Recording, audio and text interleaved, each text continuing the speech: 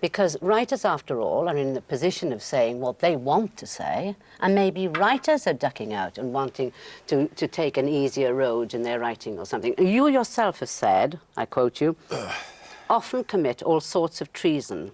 Yeah, well, that's the traditional treason of the educated and the literate. Because if the ordinary people had, through the ages, relied upon the literate and the educated, and those, for example, who could quote Latin, they would still be in bondage. So there are all sorts of compromises and treasons that writers or clerks, if you like, in the old sense of the word, commit and regularly commit. Yes, of course it's the duty of the writer and the director and the producer and the management in a theatre or a television company, and some of those shits walking around the corridors of the television companies. You only got to look at them to know that they're treacherous even as soon as they open their mouths. I mean, you can see it on their faces, can't you? Well, say yes. Yes. Thank you.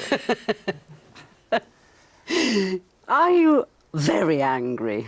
No, I'm not very angry, but on the other hand, if you're going to be doing something, then you either try to do it.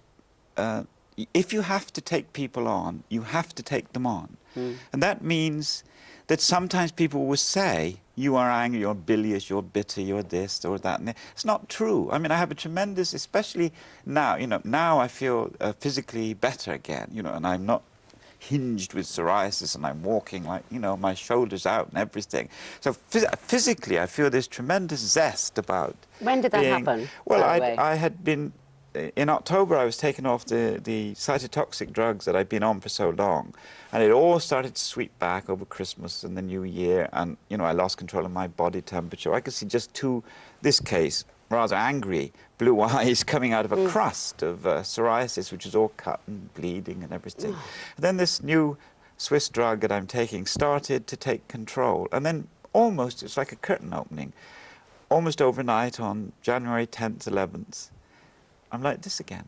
And it's so say, are you angry? I mean, some of these things are, I tell you, the most important thing in my life at the moment is cigarettes. You gave up from 80 and you've given up this week, and so we better explain your preoccupation at the moment. But you see, that does help put things into perspective. Well, yes.